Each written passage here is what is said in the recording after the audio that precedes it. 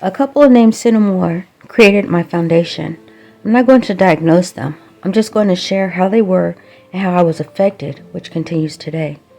Cinnamore were emotionally detached, gaslit others, were self-preoccupied, lacked empathy, needed excessive admiration, were unwilling to identify the feelings or needs of others, were hypersensitive, had shame, and they needed others for emotional regulation.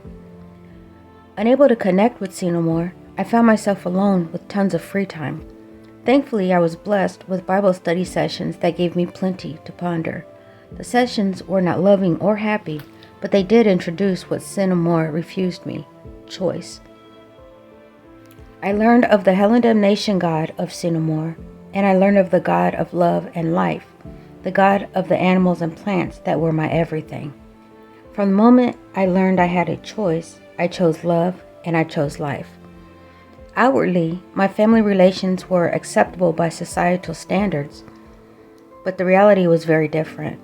There was every form of abuse. Most was dished out with a smile. For my brother, bloody beatings meant, "I'm only doing this because I love you." All this love was followed with the threat, "What happens in this house stays in this house," or "You can go live with the person you speak to." No one ever explained why I felt imprisoned while the doors remained unlocked.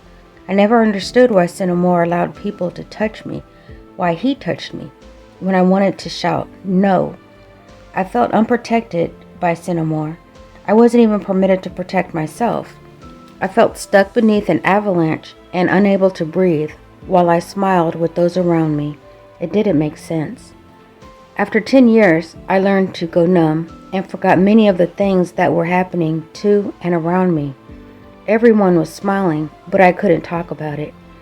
There was separation, then divorce, because half of Cinnamore couldn't handle it anymore. Nevertheless, she left us with the beatings and touches.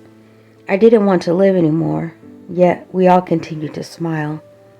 After 20 years, I learned that if I drank enough each night, I could fall asleep without remembering the dreams that left me exhausted when I awoke. After 30 years, I learned that my brother, who smiled as much as me, wanted to die too. He told me, "I want to commit suicide." I was surprised at the comment. I should have known by then because he was hospitalized 7 times for attempts, but I didn't. My only response: "I don't blame you, I do too." After 31 years, I learned that he was asking for permission to leave me. I didn't know he lived for me too. The attempts were really just practice for when he was done. He lived with Cinnamore while I escaped mentally and physically to the opposite end of the country. He could no longer live this way, and he was too brainwashed to escape the abuse. I had another choice to make: either go with my brother or learn to live for myself. After 34 years, I learned that taking too many pills, driving 100 plus miles per hour, downing excessive amounts of hard liquor within minutes, mixing pills with hard liquor, and even going to unsafe places with men I knew nothing about, genuinely expecting them to hurt me, or worse, were all poorly calculated attempts to go to sleep, end the pain, and never wake up again. After 35 years, I learned that love and life don't end. I found strength knowing that I can take my brother with me on this journey.